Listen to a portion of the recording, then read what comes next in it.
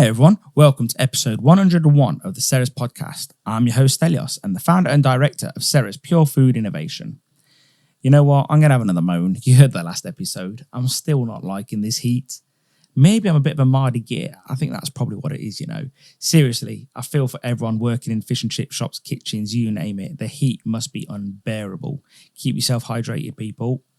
Quick online store update. We have recently added some new packaging stickers to our online store. We think they look brilliant, bias alert, but they also have a great function too. They're great for sealing the bags, especially when you're doing deliveries. They're great for sealing the packaging, again, when you're doing deliveries, but it gives that packaging that little bit of finesse. You know, that's what it's about. So we're also ramping up production on the fish cake mix because we've seen a big influx of sales. Same on the mushy pea seasoning. We're getting some more done.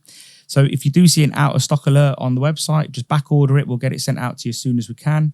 And also the seasoned rice flour. Since the last episode, we've sort of sold a few more. So we're catching up. You know, that's the main thing here. So we're trying our best to get them done as fast as we can. So if you actually need anything though, and we've got it in stock, just get it ordered just in case. At least you've got it with you rather than rushing around later on. So to order any Ceres products, visit wordofceres.com/shop. As you may have noticed, we've started slotting in these ads at the beginning of the podcast. We're not going to insert any ads in the middle or anywhere like that because that'd be annoying. We just don't want to break up the conversation. So we hope this is cool with you. It gives us a chance to highlight and support what we do, but also give a sort of like a platform for people that support us too. So, you know, if you can, you know, support them by visiting their website, looking at their services, maybe even ordering them if you like it. So that's all we ask. And that's all we ask of anything really. So, first ad. The Natural Gold Batter Mix is our newest batter mix. We quietly launched this in 2019. To give the Natural Gold Batter Mix the best flavour and texture, we sourced 2 British flours, 2 unique raisin agents and a natural colouring. This gives the batter its signature finish. The Natural Gold Batter Mix is so simple, you just add water, unless you want to add carbonated water. With no seasoning added, this allows you to add the seasoning of your choice. So, hey, make it your own. The Ceres Natural Gold Batter Mix has no hidden nasties, no artificial flavours, no artificial colourings. As like we said, it's a natural one. Fried to perfection. It's perfect for all businesses, takeaways, restaurants, click and collect, delivery, you name it. So, I absolutely love the fact that I sourced British flour, wouldn't have it any other way. On top of that, blended in a British facility and packed in British paper bags. All we need now is a little sticker on it saying perfectly British. To get your Natural Gold Batter Mix, visit wordofceres.com or visit your wholesaler's website and ask them to get it in for you. Our 2 episode sponsors are Indulgence Desserts and Bizimply. One is a profit maker and the other is a productivity maker. I guess they're both profit makers if that's the case. So, do you have a sweet range? If not, why not? Your competition does, so you could be losing out on sales. With the boom in online ordering, home deliveries and click and collect, there's never been a better time to add to your menu something sweet. Indulgence Patisserie offer pre-portioned, thought and serve option to take the hassle away for you. Their premium cheesecakes are delivered ready portioned in 12s, so you can just take out what you need from the fridge as you need it. They're waste-free and fantastic. You could choose from a baked New York, salted caramel, banoffee, lemon and mascarpone, and many more. I don't have a sweet tooth, but I know the guy that makes this. So again, bias alert, they're nice. They're really nice. So for profits that leave a pleasant taste and for more information, go to indulgence.co.uk and be sure to tell them that you heard about them on the Ceres podcast. Our second sponsor of the podcast today is Bizimply. Are you fed up with managing staff rotas, the headaches, the stress, staff moaning that they can't do this and they can't do that, saying they didn't get the message? That always happens. They didn't get the message. Increased labour costs. But also, increased labour costs is one thing, but what about, did you have enough staff on for that shift? Did you know? Well, what about if something could show you? And this is what Bizimply does. On top of that, one of the most important things going on forward is HR. Are you keeping up with HR regulations? Bizimply will help you with that. I know firsthand how hard managing HR issues. You know, did you keep note of this? Did you keep note of that? Did you do an appraisal? Did they do this training? If you don't write it down and save it, then they didn't do it. Fact. You've got to keep track of everything, and Bizimply will just keep on top of all of that for you. They've got apps, they've got everything you need, so everyone is kept in the loop all the time.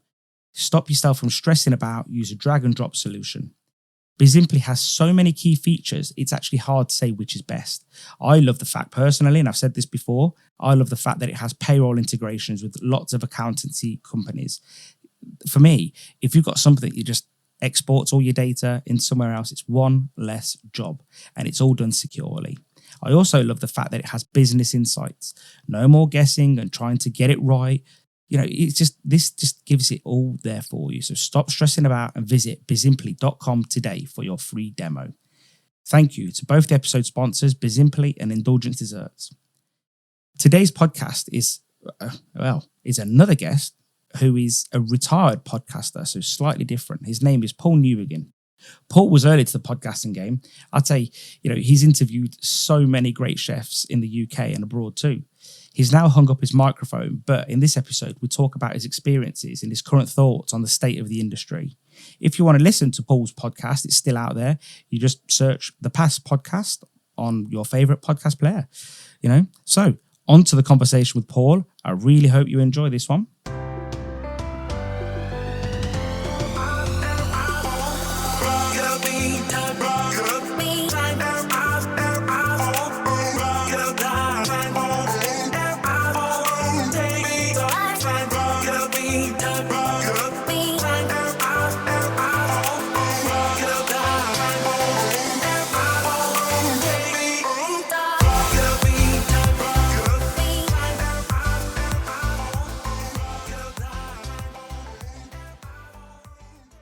Paul, welcome to the Ceres podcast.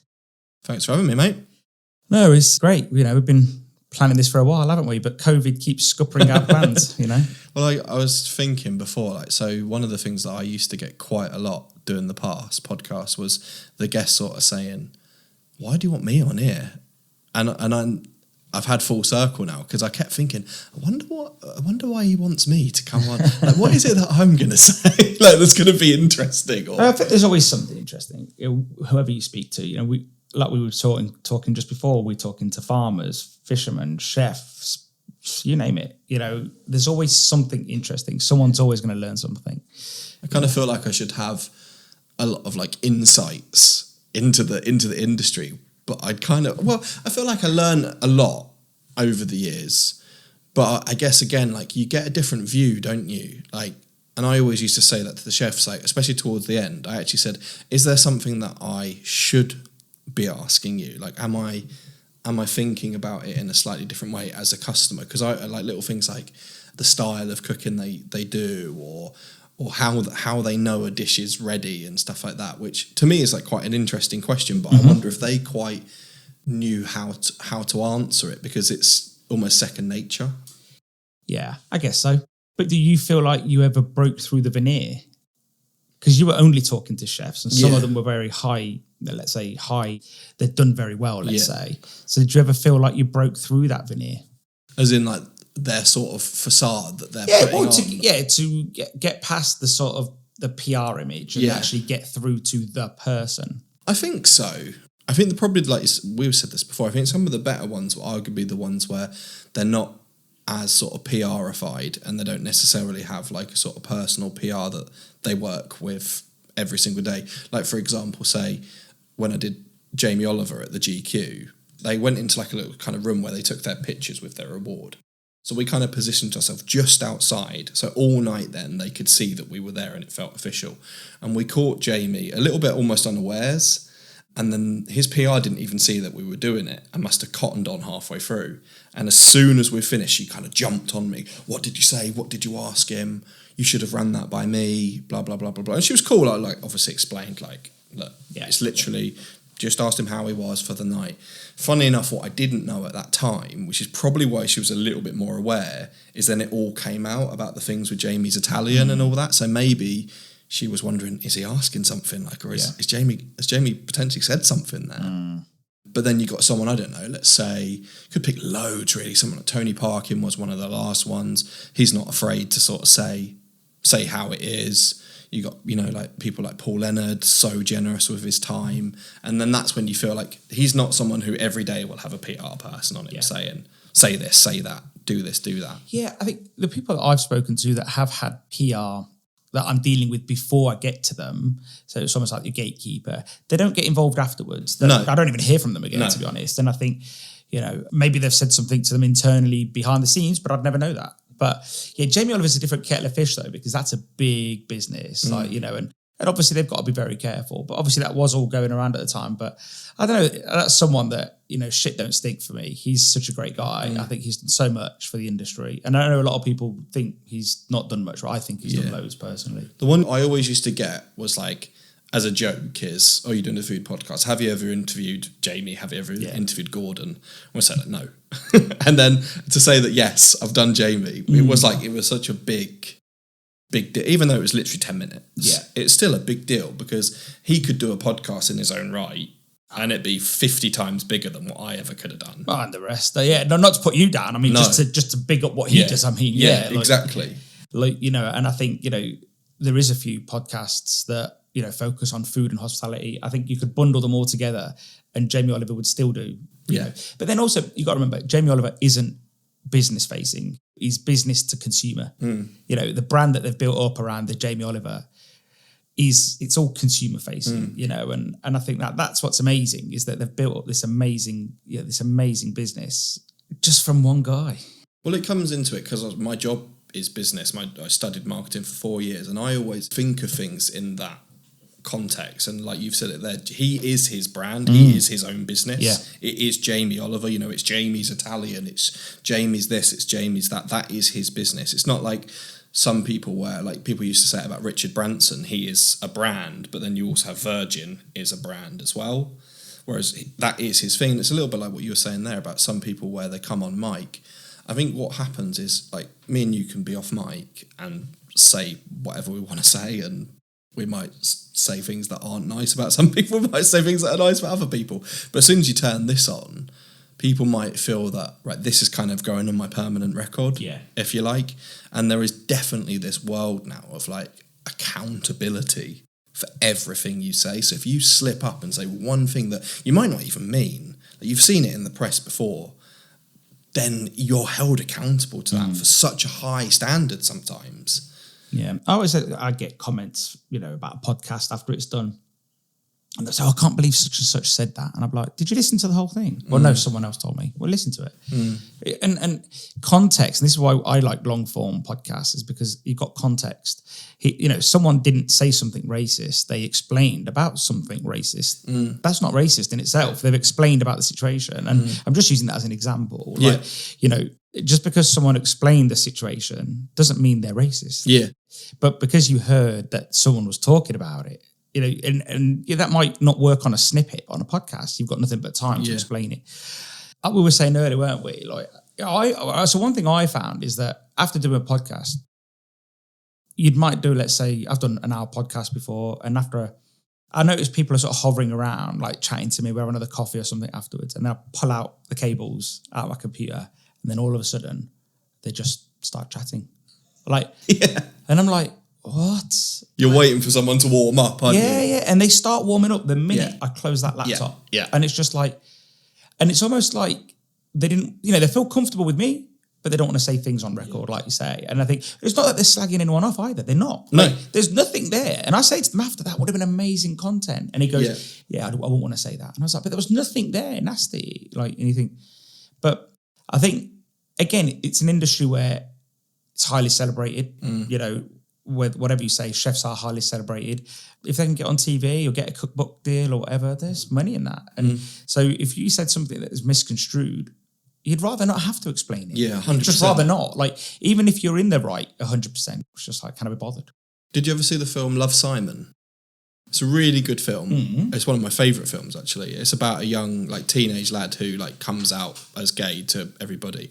And there's a really good line in it, which I'm obviously going to paraphrase. But he says something along the lines of, especially in modern day now, where if you've got a good, loving family, you know that they're not going to kind of react negatively to the fact that you come out as gay, because there's nothing wrong with that. But what is frightening is that you, at that age, have to kind of come above the parapet and announce yourself to everybody, which straight people don't have to do, because it's just assumed as the default.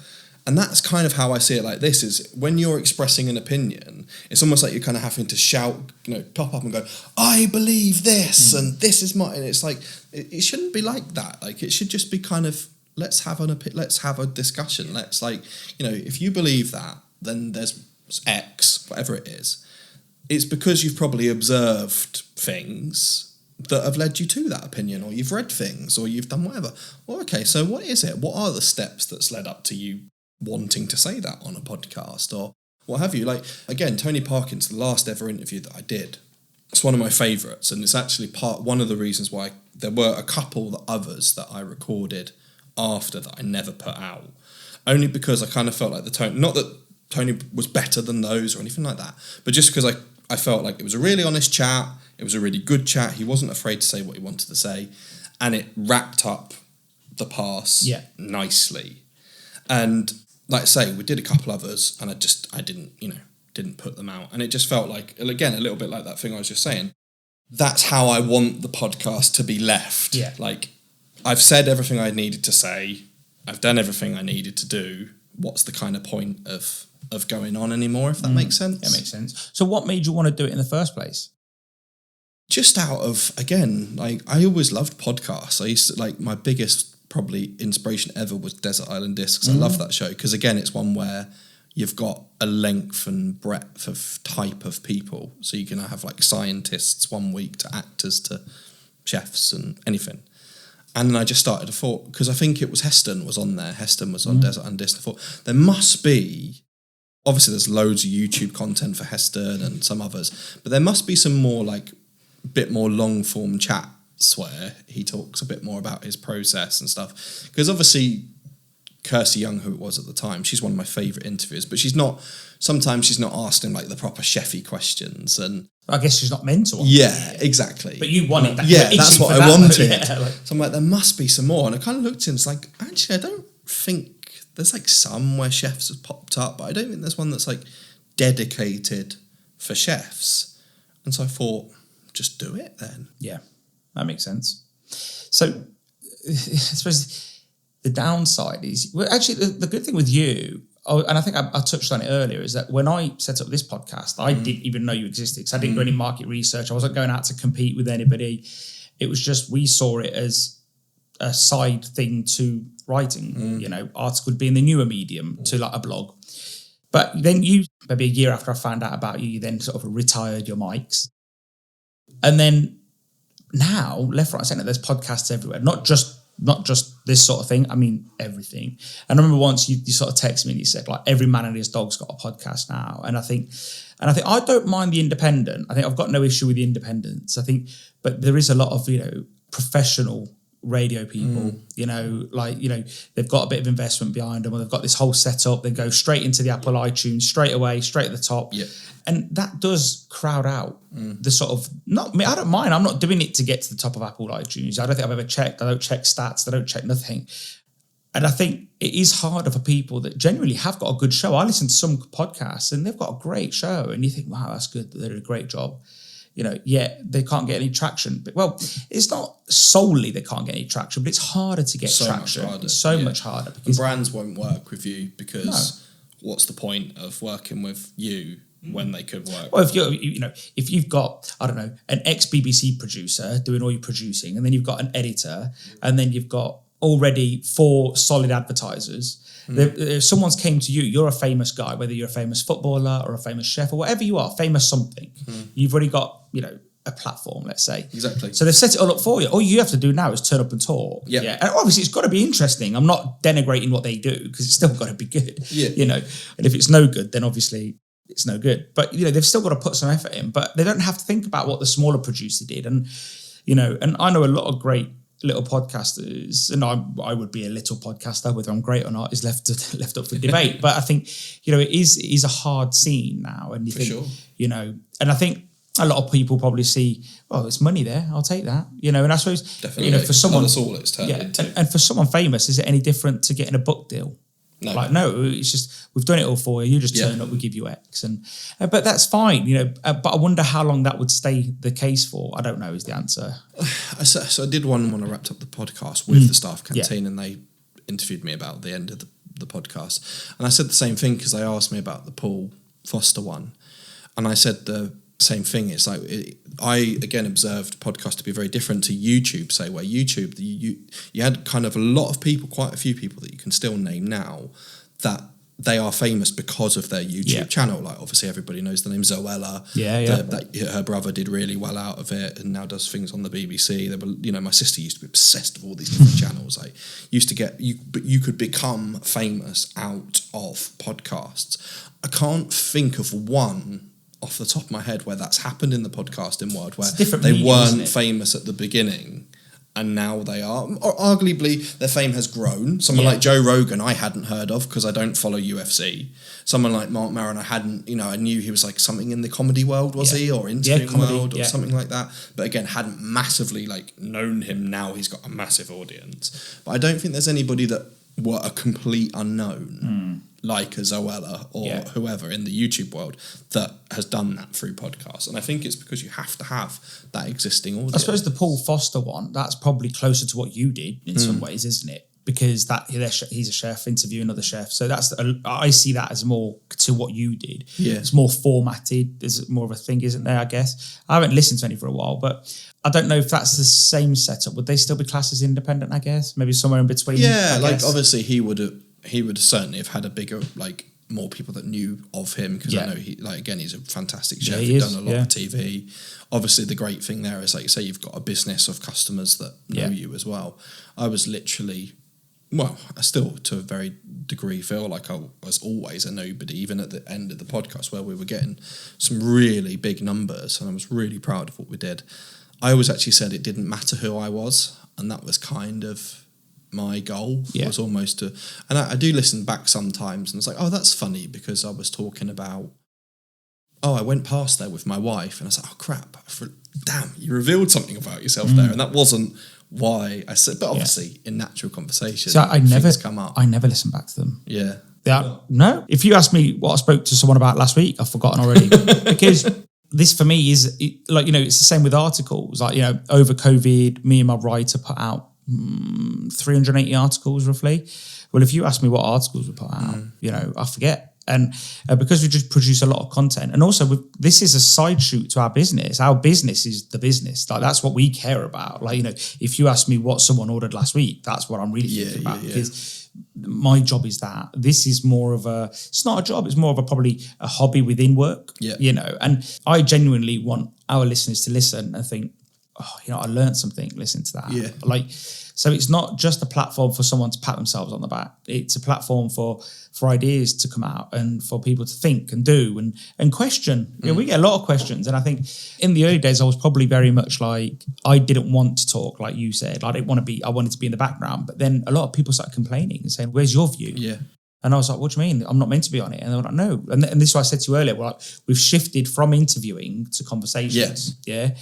And I remember one of my mates ringing me and says, fucking hell, you spoke a lot in that podcast. And I was like, yeah, because we've shifted everything. It's now a conversation with, rather than before it would just be me passing reverence on to you and just nodding and then be like, oh, here's another question. And I think now it's like, no, it's a conversation. I always saw it a little bit like kind of herding. Do you know what I mean? Like, you're herding the flow of the conversation in the way that you want it to go as an interviewer. Like, you're kind of pushing it in the right way. So I always have an idea kind of what I want to get out of it. There's a couple where like I just couldn't wrangle it back. But I don't know if you have the same thing, but especially for someone you respect. To be fair, respect to everybody, but if it's someone that is celebrated in in the industry of that industry, you almost don't want to say it. You almost don't want to ask the question outright. So you're trying to herd it instead of trying to edge them into that area. And whereas now I'm just like, answer this. I spoke to Atul Kochhar once, and and he was like, I said, oh, do you mind talking about anything? He goes, whatever you want. Like, just mention it and I'll talk about it. And I thought, whereas before I'd be like, I don't want to talk about what, because he had that Twitter spat and he was like, I thought maybe I just don't want to, I want him to say yes, I don't want to upset him. And he's just like, no, we'll talk about whatever. Well, that comes back to the Tony Parkin one, because again, what I was going to say about that is he mentioned on it, again, he's such an open guy. He said about like, I'd had a tasty career and a lot of dalliance with drugs. And I just left it. Like, I thought, I'm not going to. Yeah. He said it. Yeah.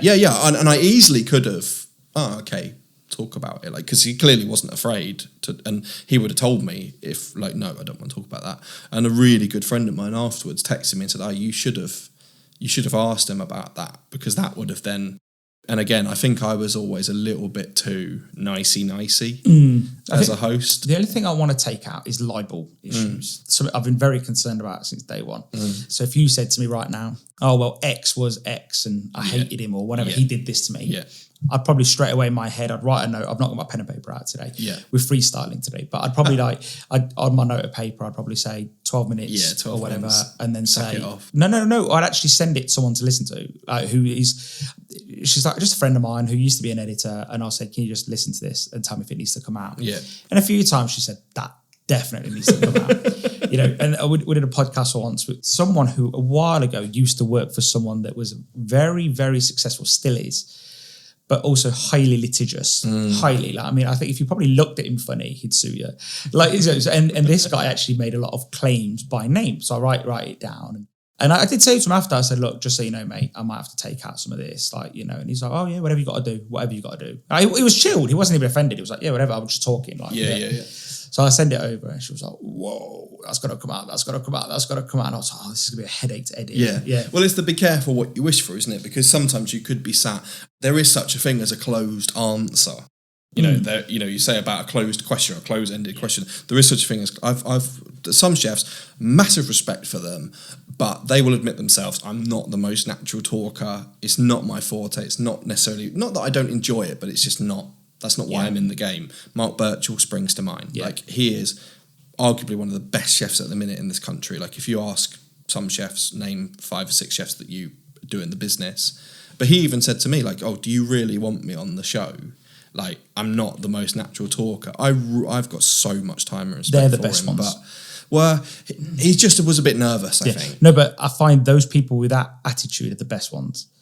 Because they're going into it from a place of humility. Yeah. Whereas I've done podcasts with some people like, oh, smash this, it'll be amazing. And it's like, okay, that's great. Like, but I always find when you come from a place of humility, like, it's just a better podcast. Oh yeah, for sure, because he's not big-headed. But the same, it is a skill. Do you know what I mean? Like, being in this environment. I always just say to people, look, maybe it was different to you because you had a bit more of a format, I guess, and it's a good format. But I think with me, I always say to people, look, just talk. Just be yourself. Pretend you're talking to your wife or the chef that you work with. And or maybe not if you're going to shout at them. But I think for me, it's just, I just try and relax people. And by not having a format, I think that relaxes people. You have to form a bond with someone really quickly. Yeah, so the first 5 to 10 minutes are a bit dry. Yeah. But like you today, I got here, I fancy a cuppa. And while I'm setting up, we're having a chat. Yeah. So there you go, you've already started, haven't you? Yeah, exactly. So, we had a phone conversation. I even said to you, because we were talking about, like,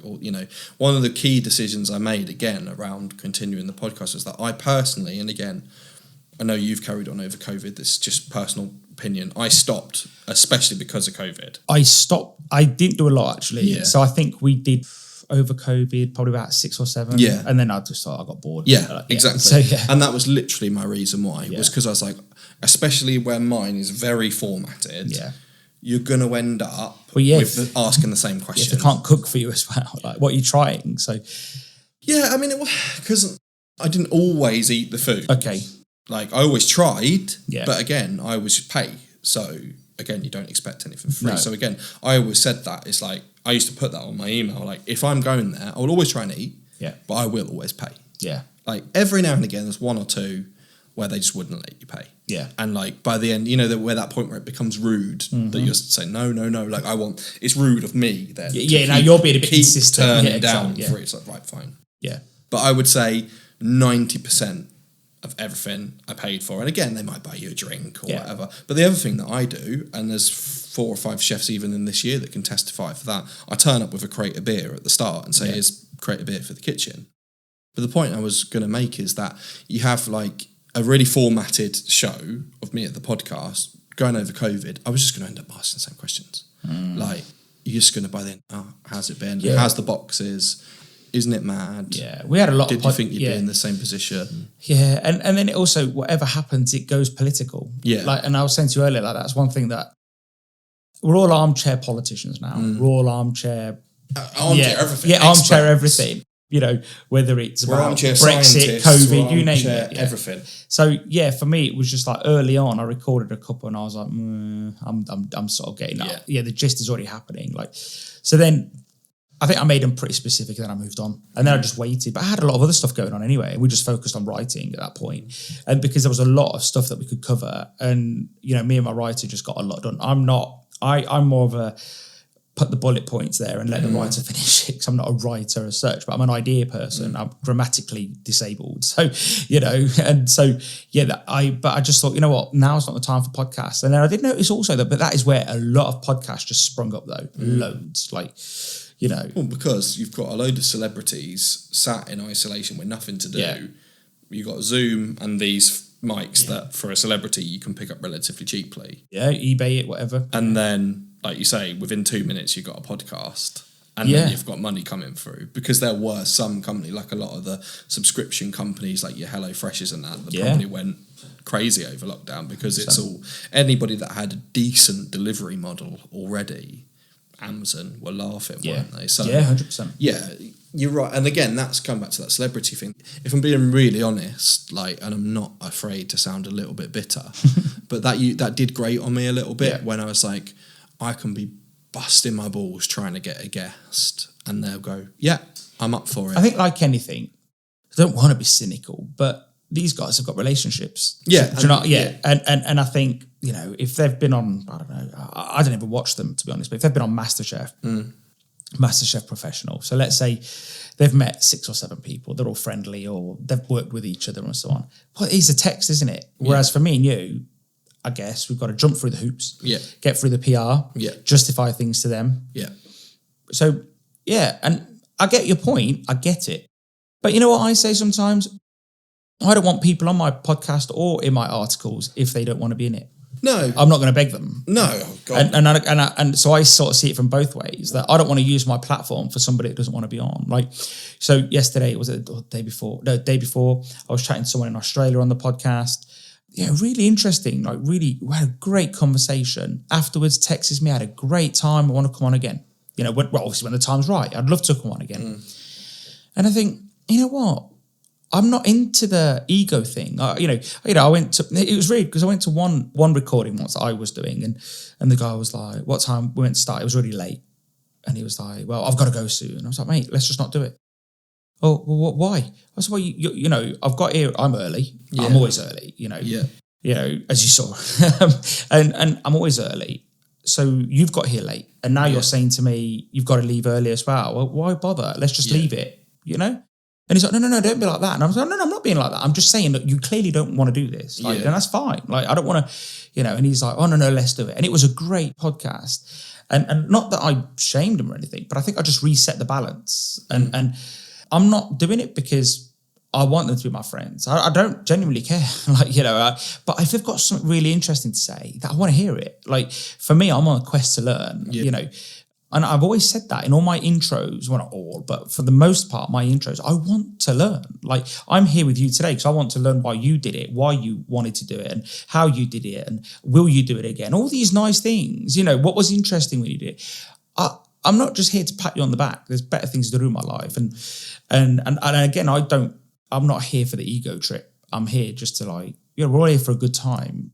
So I think for me, I get where you're coming from, and you're allowed to feel however you feel. You know what I mean? That's your feelings. You're allowed that. No one can take that away from you. So I get that completely. But, you know, when you sort of see that, you know, I get you. You're saying, I've spent all this time and effort doing something, and they just text each other and it's like, yeah, let's go. Yeah. Like, but I suppose their argument would be, you can text your friend and get them on the podcast fairly quickly too. So I get it. And like, the thing is, from a neutral point of view, they just want to be, they've got something that they want to talk about 9 times out of 10.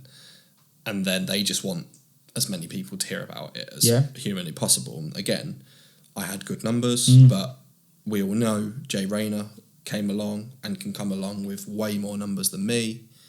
I suppose the biggest thing, and again, I said it on the staff canteen, the one that always vexed me, and obviously because I'm not in it anymore, I don't follow it, but it was that in the food and drink category of the podcast was that Jessie Ware's podcast was the number one. And it isn't, she interviews normally pop stars and other people. I don't know who that is. She's a pop star. All right, okay, all right. But in like the setting is food. Yeah, okay. And it always just annoyed me a little bit. And again, you know, you should do what you want to do. But it just always, again, it was like that Ed Gamble and James Acaster podcast that's come along now. And again, it's about food. And it's like, it's kind of, I don't know, it just something a little bit feels unfair that probably. they're not, their expertise, their specialist subject, if you like, isn't food.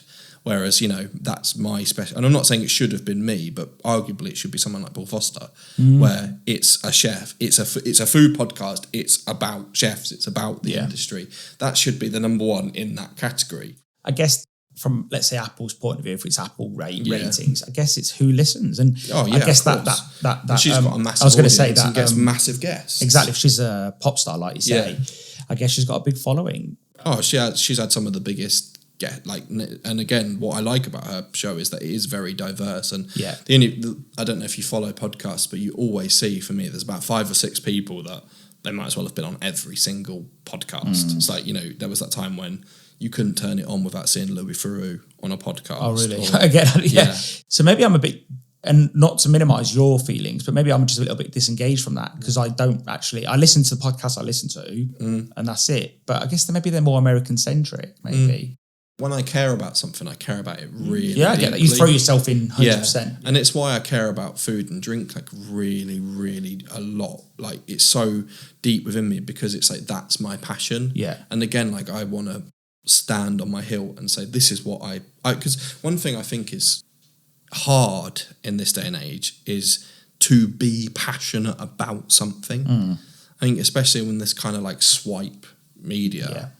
To say like this is my passion. Look at like these, you know, these young kids that become future Olympians and the hours and hours and hours that they have to put in to be who they are. And footballers, hours and hours and hours. That is their passion, and it takes a lot to do that. Yeah. And that's why we should be proud of these people because they've actually said, you know what? When it would just be easier to go, oh, I'm not going to turn up for training that day, or oh, I'm not going to, you know, again, chefs, oh, I've been knocked back by I've not got a Michelin star again this year. It could be so easy to go, I've had enough.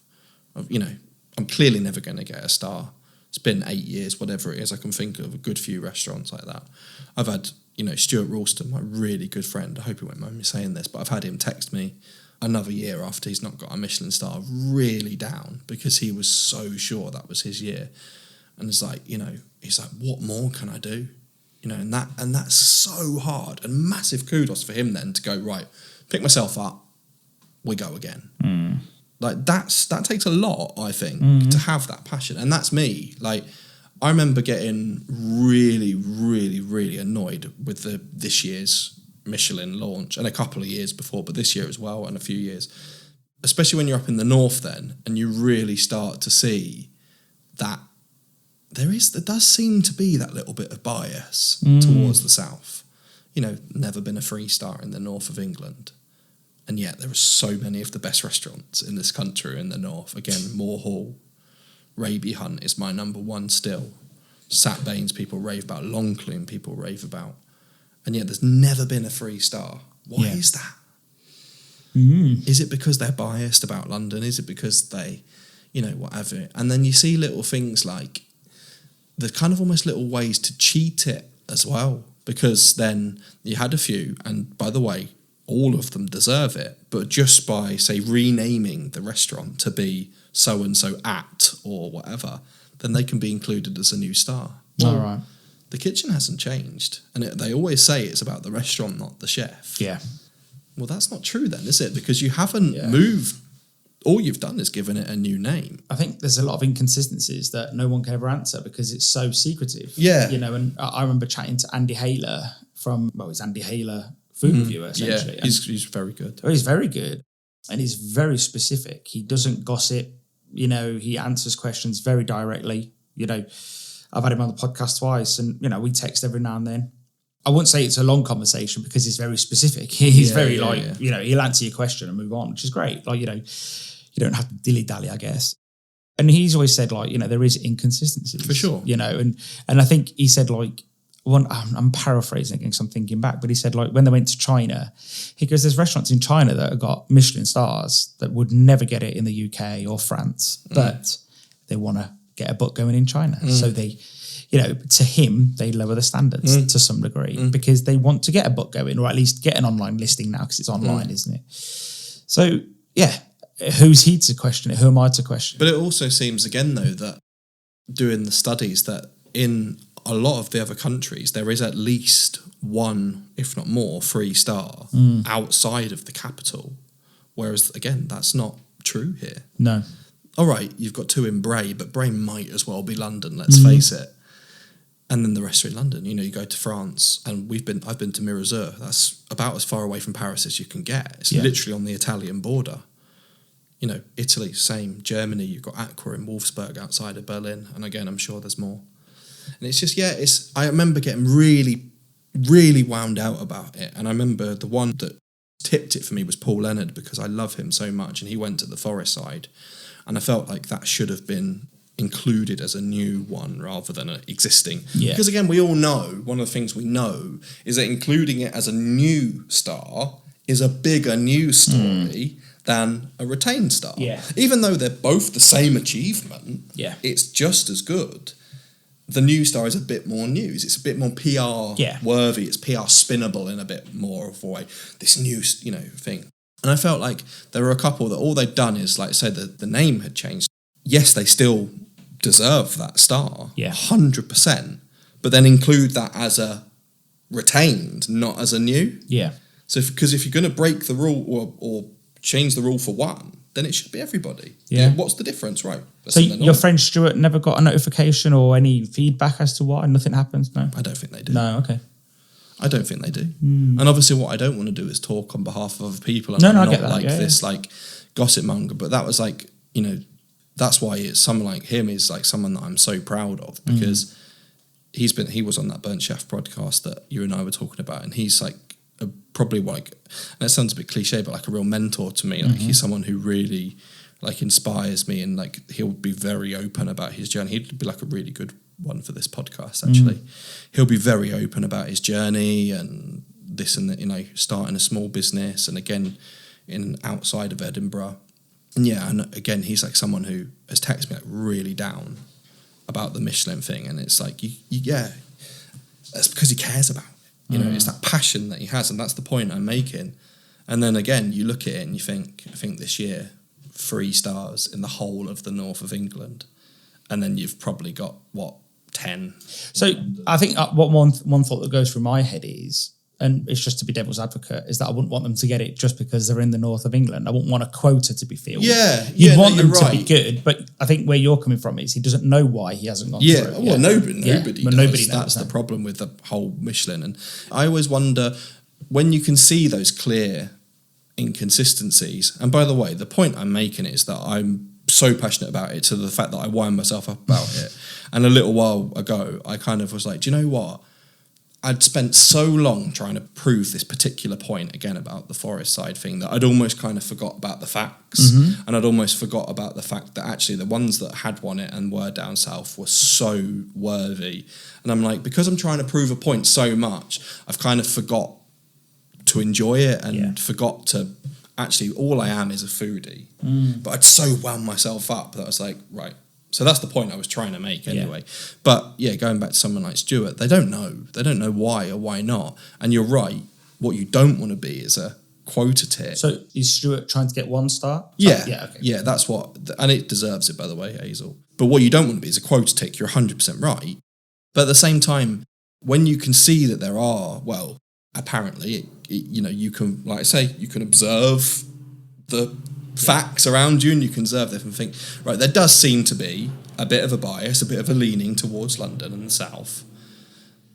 Then I wonder sometimes why it is so popular as it is, because we've all admitted then it's flawed. So why are chefs so desperate for it? And I think more and more of them now are being like, what's the word, like disillusioned with it.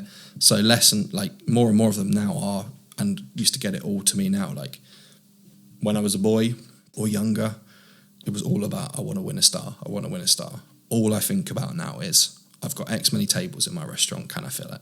Well, look, I think they're both true, but did they really, and again, being the cynic, and I'll be devil's advocate again, because I like doing that. And this isn't that it's my opinion, but it's just being the opposite opinion. Did they really want to be at 4 years old a Michelin star restaurant? No, I don't think they did. I think this is the thought process we build up. 100%, I agree. So I think, I'm not minimizing the fact that they want these things. That's what, of course they do. Who wouldn't want to, if you're playing Sunday League, you want to play in the Premier League. I know it's a huge leap, obviously. I'm just giving you an extreme example. But everybody wants to be the best at what 100%. They do. So of course, I would never minimize people's wants, because why shouldn't they aspire? So I think the difference is, I know a lot of restaurateurs that don't really care for that. And I've spoke to many that do care for that. And again, not minimizing anybody, but I think upmost and foremost should always be a full restaurant, always. And that's it. And, if I look at our industry, the fish and chip industry, I know someone that almost ruined his business to enter these awards, because he just did everything to get the award, the main award. And, he nearly went bankrupt. And because everything cost more and he had more staff and everything went out the window, and his customers didn't like what he was doing because he was playing a different game. And he said after a while, he just goes, you know what? I'm just going to serve great fish and chips. And then he served great fish and chips and his turnover went back up. Yep. And guess what? He started to win awards. Yeah.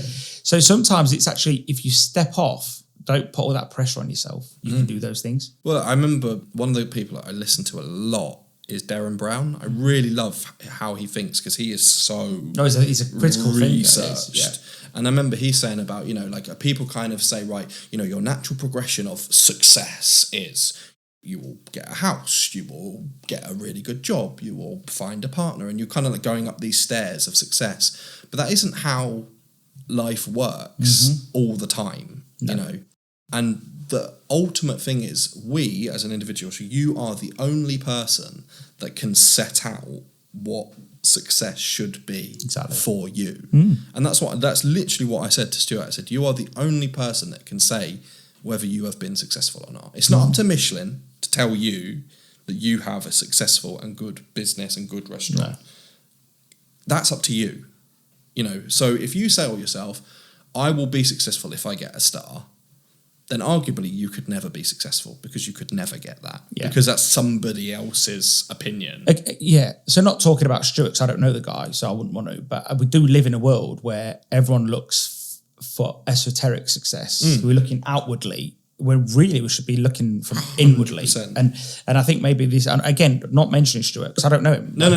And I guess I'm just using that as an example. Exactly, but I think I've just picked on him because I know him. Yeah, exactly. You could pick so many examples. Of course. And anybody that you know. If we look on social media, if someone's on their social media game, and they are, for a lot of these chefs are really good at social media, another chef that maybe doesn't feel as confident as that would look at that and think, they're doing better than me. But you don't know. Has he paid his bills? You just don't know. Exactly. And at the moment, you only have to look on social media to see that the mighty is falling somewhat as well. It's a tricky time out there. If 100%. And again, we'll just take it to a neutral example rather than, I'm just using your mate Stuart's going to be thinking, he's going to be either his head's going to be really big or he's going to be like all over the place. But that was like, no, I know. If you set yourself right, these external factors are what, like you say, it's that old thing, isn't it? You control the controllables. The only things in this world that you can control are your thoughts and your actions. Exactly. And if you sit there and say, right, I need a Michelin star to be successful, like I say, you're arguably you'll never achieve that, because that's somebody else validating you rather than you validating yourself and saying, right, actually, I have a full restaurant, I employ X many people. Those people now all have stability in their life because of the great business that I've achieved. Plus then, every single day, I make people happy. And somebody that's had an anniversary, I make them feel really special. Or somebody's birthday, I make them feel really special. On that Desert Island Discs, Heston called it time and place. And he said, that thing of, if you sat and he used France as an example. He loves France. You go to France, you're sitting in the Loire Valley, you're by a beautiful river, it's sunny day, the birds are singing, the sun is shining, and you sit and you drink a bottle of wine, and it's the best bottle. It doesn't matter how much you've spent on it, it's the best bottle of wine you've had. And they bring out the food, and it's the best food you have. And then you say, do you know what? I love that wine so much. I'm going to buy 5 bottles and take it home. and then you come home and you're in Leeds and it's a grey, miserable, cloudy day and you've had a stressful day at work and you think, poor. It doesn't taste as good anymore. It's, and that's what a good restaurant does, is creates time and place, creates a special moment. Yeah. And that's that's something that any chef, you can't quantify that as a thing of success, because it's just how you make someone feel. Yeah. And that's what I love. Like, that's why I'm a foodie, is because I've got so many memories of, boom, I can capture that moment. I can capture the moment at Longcliffe when I asked my now wife to move in with me and live together. At that really special moment, I can capture that. I can capture the moment where I went to the Fat Duck and they asked me to go into the kitchen and saw Johnny Lake. And then we pulled away. Heston was nowhere to be seen, but we pulled away the next day. And I just spotted Heston out of the corner of my eye. So we're pulling over and getting menus signed. And it just captures that little thing. And there's so many of those. And that's why I love restaurants, which is unquantifiable then for that chef. They can't say, oh, well, that's a Michelin star. It's not. It doesn't matter. Yeah. No, exactly. No, I agree. Where we're slightly different is that I'm not a foodie like that. No. I'm more of an eater. Yeah. Yeah. So I love all food, except for bad food, obviously. But but it could be 1 star, 2 star, 3 star, no star. For sure. Doesn't bother me. I appreciate all different foods, is what I'd say. I don't know, I suppose I'd probably be excited if I saw Heston, but I'd probably give him his space. I'm not saying that you invaded it, because I'm not suggesting that, but I'm just like, no, they're working, leave them alone. Yeah. But I don't know. I think it's just difficult, really. I think it builds into the fact that the chefs are gods in some ways, and actually, I don't know if I buy that. I don't know. I buy the whole that they are magical what they're doing, but they're not gods. Do you know what I mean? They're good at what they do, but I suppose, I don't know. But maybe I'm just very chilled about stuff like that. Yeah. I mean, I've never been afraid to express my reverence and respect for anybody. No, why should you? No. It's more like the Nick Kokonas, MD of Alinea Group and TOC. That's probably one of my favourite ever episodes of the podcast. And a couple of reasons why. Number one is because I had no connection to him, so it wasn't like a friend of it. I approached him directly, said, do you want to do it? He said, yeah. And I remember him saying, it's that Willy Wonka thing, isn't it? It's the dream makers, the innovators, the makers, the doers, somebody that has created something. When I did the staff canteen one, I chose the example of Le Cochon of Erg in York, and I know Josh and Vicky really well. And I used to walk that street before it opened every day in York, the street that it is, and it was like a really quiet street. There was maybe a pub, something else. When you walk down there now, it's probably one of the more hipstery streets in York. It's really bussing. It's really attracting others. And that's because they created a tiny little restaurant at the very end of the street that then meant more people were coming down there. More people. They've got a wine bar there now, so more people are coming down there. That wasn't there before. I don't think actually. I remember sitting in a group of Leeds bloggers and having a really big debate as to which is the better city for food, York or Leeds, and it's actually quite hard to come down either way. But I was fighting a little bit more towards York at that point. I would say since then Leeds has come back into the fore. But before Cochon, there weren't that many in York now. And obviously now York's just got a star in Roots, and it's such an exciting city food-wise. But I don't think any of that happens unless you have someone like Cochon. And that's why I'm not afraid to pay them that respect that they've earned. But you're right. If you put people on a pedestal too much, then it's, nobody deserves to be, like you say, revered as a god. No, maybe they do. Yeah, but maybe they actually do, and that's cool too. You know what I mean? I'm not one of these people that ridicule others for what they do, and I don't force people to do what I do. Everyone should just do their own thing. And that's cool. And maybe that's a lesson for everybody.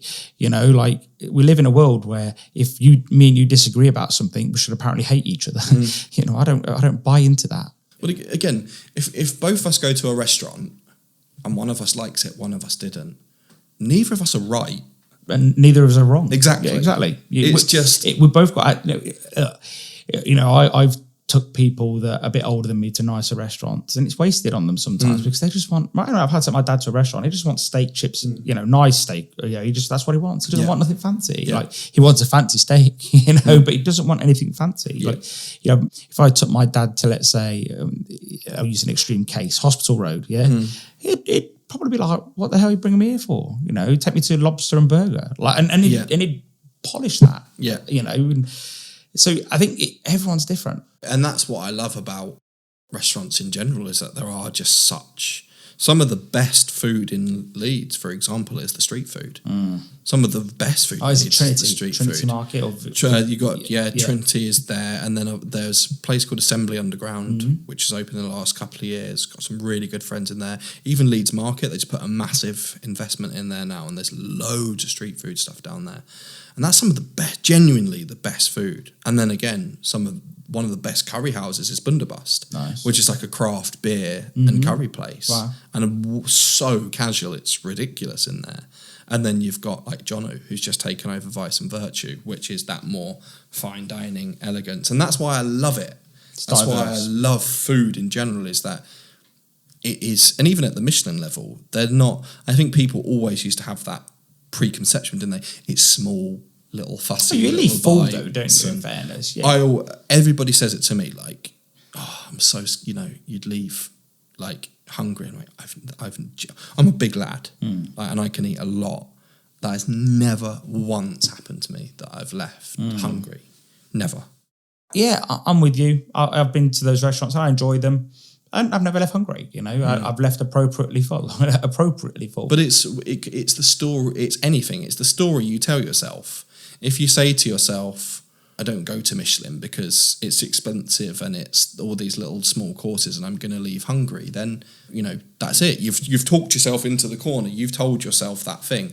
Whereas what I think should happen more is just to be open about things, And again, don't base your opinion on it's like someone say, oh, I don't like that. Have you ever tried it? No. So how do you know you don't like it then? It's kind of weird, isn't it? It's like, I think if you need to, it's to question things more. What you said at the start, is to learn things. Yeah, exactly. Challenge yourself. Yeah. Look, I like all restaurants. If you take me to Brindisi in London, mate, the food in there and their cafes are just bloody awesome. Spanish food's great, Italian food's great. I eat anything. I'll eat whatever. Yeah. But I've got to be in the mood for it. Go to a nice burger, go for a nice steak. If I'm going for a 3-star restaurant, I probably wouldn't, but I'd probably go for a 1 all day long, because I think I like what they're aiming for at a 1 if I'm really treating myself.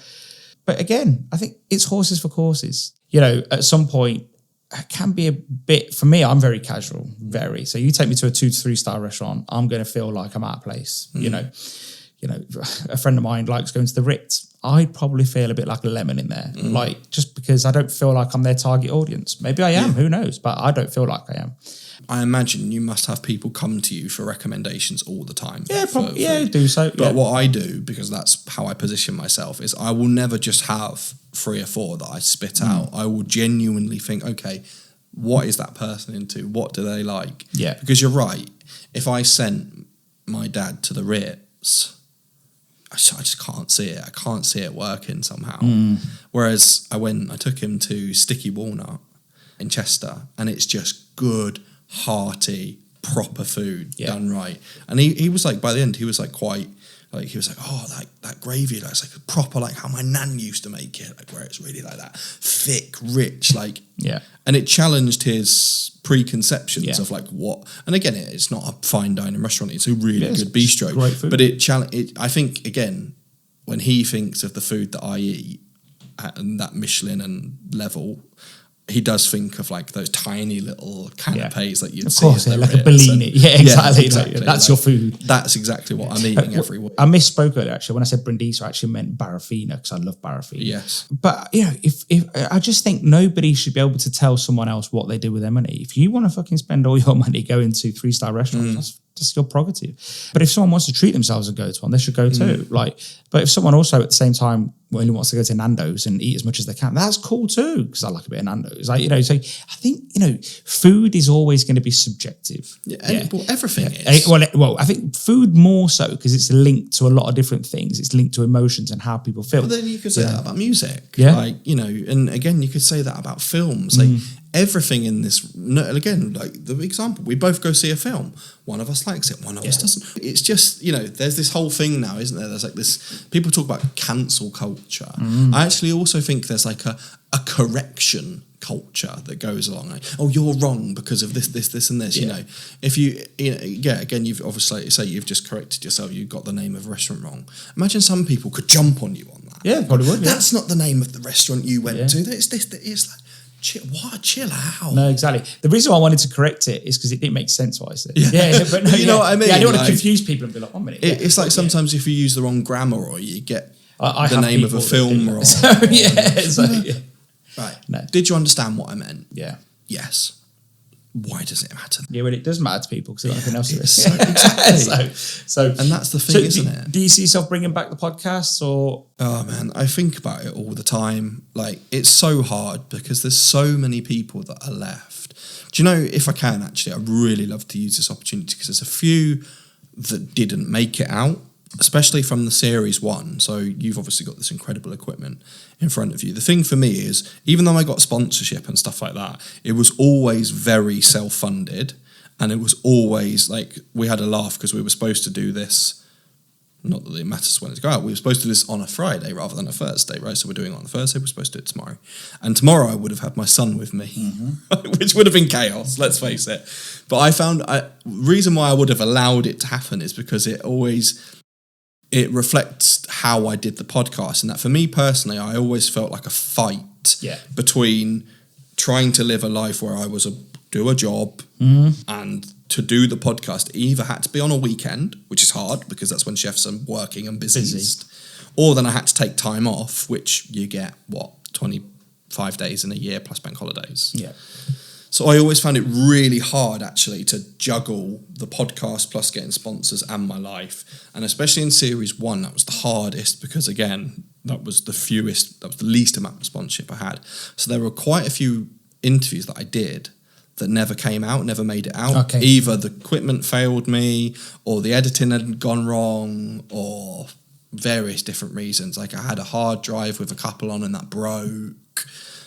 So there were, and there were quite a few, and they were really good. So we had like Adam Reed from the French in Manchester, Steve Smith from the Freemasons at Wizzle, Simon Jewett from, he was at Norse at the time, Liz Cottam from Home in Leeds, and then the one that hurt me the most was a couple called Joe and Stu who run Swine That Dines, or the Greedy Pig it was at the time as well, in Leeds.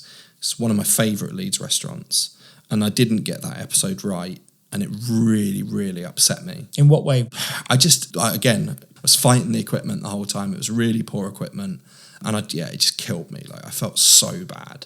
And obviously it got better and better. But little things like that even play into my decision of getting the podcast right, is to doing it again.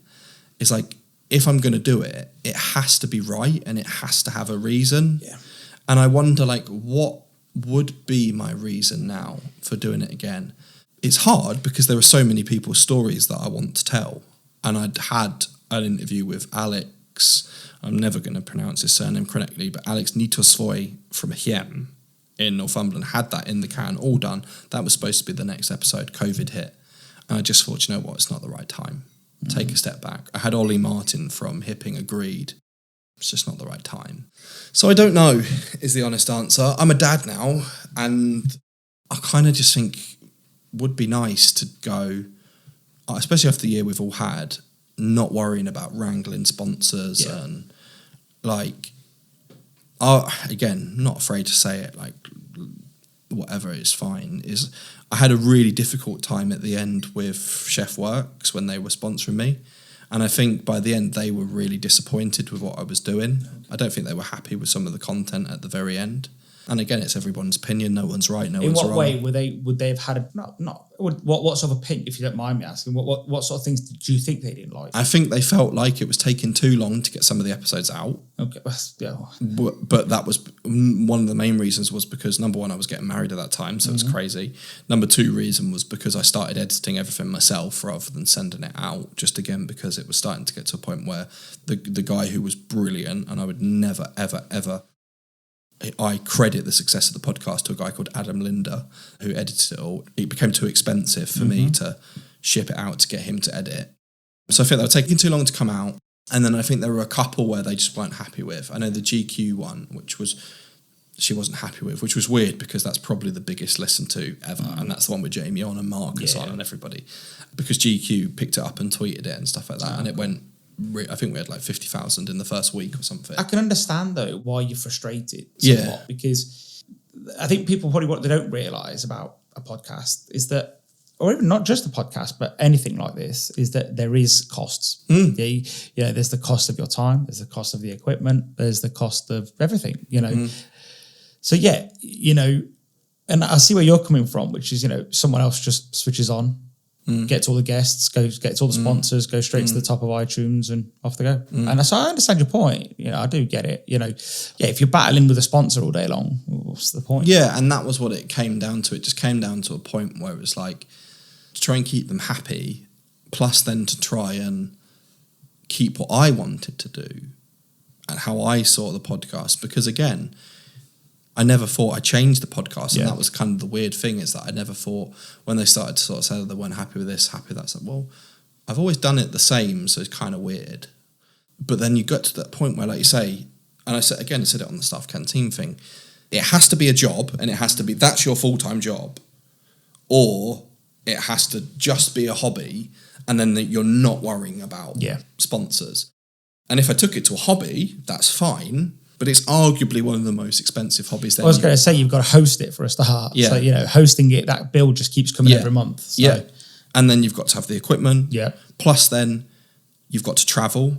And a lot of then the places that would have been left would have been, I don't know, to really try and take down London and really try and get a few of the, I got quite a few of the big boys in London, but to really try and knock down the door of like some of the, get Marcus Waring on as a proper full guest, or get Jamie on as a proper full guest. The problem is, I think, as a father of two, you know what? The first year of having a baby, mate, you put everything on hold. Yeah. You can't keep a schedule. You barely get to work and not be tired. Yeah. So for me, I won't be hard on yourself, mate. And I I remember like me and my wife would take time off on holiday, and literally then I'd get something in for the podcast, a request from somebody or a sponsor or a PR, and like you're never fully in the moment then, because you're like, okay, right, and then you're diarising when you're going to meet that chef, and again you're trying, even if I'm not that busy and even if I'm willing to take a day off, which I always was, they don't just then go, all right, yeah, fine, there's a date, and it works all the time, and then for me to try and go down into London, I would never, ever, ever just go down and do one person. You had to do then at least 3 or 4. So then in that day, then, right, you're going, right, okay, I'm going to be with Ashley Palmer Watts at 10, and then I'm going to go and see Callum Franklin at 12:30. Oh, is that enough time? Okay, make it 1. Oh, we can't do 1. Right, I'm going to have to rush then for 12:30. And it's not their fault. They run a busy diary too. So, and you're juggling the fact that you've only got X amount of time. Yeah, exactly. I've got 1 day off. That's the day that I've booked. Everything I do revolves around work, because that's my business and that's my bread and butter. So, we've been having some sort of challenges within the business. I've not recorded a podcast for 6 weeks because that's not my bread and butter. My bread and butter is the business. So, nothing I would do prioritise. But again, your biggest priority is your family. And if you've got to take a well-earned day off, that could be with your son, to go and juggle 5 podcasts and burn out and stress and tired. Yeah, it's just hard. Like my whole point of reference has just completely changed now. It does. And like, don't get me wrong, there's a couple of people that, and I always said, and again I said it on the Stuff Canteen thing, was like, if Heston Blumenthal somehow caught wind of my podcast and said, do you know what, I really like that, let's do, he does his own podcast now, so it's probably everybody, again, every man their dog has a podcast, but that would be one where I would drop everything to make it happen, because he was like my guy. Same with Marcus Waring, although like I say, I did have 10 minutes with him at GQ, he was like the one, and so was Jason Atherton, and then obviously anybody that is in food, if Gordon gave you his time, you would do it. And that's not to slate off and say, oh well, therefore I've got Ollie Martin as, say, example, he's really keen to do it at Hipping Hall. He's an amazing chef, amazing guy. I'd love to do one at Hipping Hall, but it's hard to say, right, okay, I'm going to sort of, like you say, prioritise that over my family and my headspace. It's just a lot of money if you're not. COVID's been there. I think if it doesn't fit within your business plan or whatever it is that you're working towards, then why do it? And it's hard as well then, because for me, with the way sponsorship worked, there's no way I'm going to get a sponsor for just one episode. No. So again, then, if I'm saying yes to Ollie, it means then I have to line up 5 more. Yeah, got to. Because I always used to sell them in chunks of 5. Yeah. Because otherwise, again, to a sponsor, what's it worth? Like, no, exactly. what they're going to, throw me a couple $100 to do one. It's not going to go anywhere. It's not going to cover you at no cost. Yeah, exactly. No, exactly. So that's the other thing then. And then that's the horrible thing where you don't want to be in, is that you're seeing someone that you massively respect and you're kind of like, funny enough, I joked around when we got married, is that you're looking at all your friends and family and you're going, there's £300 above their head, £300, because the weddings are so expensive. And it's kind of like the same. No, you don't want to do It's that. like you're going, right, okay, well, that's an hour and a half to him and that's going to cost me this. Yeah. And right, what sponsorship? And it's like, I'm a foodie. I just want to go and eat food. Yeah, exactly. Hopefully I can meet them. Hopefully I can buy them a beer and kind of forget about the podcast. Yeah, that makes sense. You never know. No, I think you're right. Just go and enjoy it. Yeah. Yeah. I think that's what I can do now. And the nice thing is that it's the reason why I said yes to this, if I'm being honest with you, or like kind of pursued it or whatever, is just a little bit. I just didn't want people to. I didn't want to be like dead. Do you know what I mean? I didn't forgotten about us. Yeah. I want to. I do. There is a part of me that wants what I did to stand for something, because I do think there's, like, again, patting myself on the back moment, I do think there's things that I achieved by doing the podcast. Of course you did. I created an audience of quite, a good size of people that listened to a show that celebrated the industry that I love. Plus then a lot of people in that industry started to recognise my name, started to know who I was. A few of them even went as far to say as they considered me a part of the industry, which was a massive blessing. So that's the reason why I thought, do you know what? Even if half of your listeners see the name Paul Newbegin pop up and go, oh, at least the ones that, because I'm sure there must be a crossover between some people that listen to mine and listen to yours, 100% there must be, is at least they're like, oh, yeah, that's cool. Like, he's not completely gone. Yeah. And that's probably my way of, in a way, carrying on. Yeah. I'll reassure people in my introduction that you're not dead. I met him. He's alive. He's alive. Kicking. I saw him. Yeah, he was there. So, no, it has been great having you on today. And thanks, man. We've put the world to rights, and I'm sure we will. And yeah, thank you very much. Thanks, buddy. It's been a pleasure. Yeah, talk soon, yeah? Cheers, boy. Big shout out to Paul Newbegin for joining me on the Ceres podcast. If you want to follow Paul, just look him up on Twitter and LinkedIn. Wherever he is, we'll link to him in our show notes. Also, big thanks to episode sponsors, Indulgence Desserts. Visit indulgence.co.uk to sweeten your sales and your profits. And a big thanks to our second episode sponsor, Bizimply. Visit bizimply.com today to reduce your staffing headaches, take the hard work out of rota planning and employee HR tracking. The Ceres podcast is brought to you by Ceres Pure Food Innovation.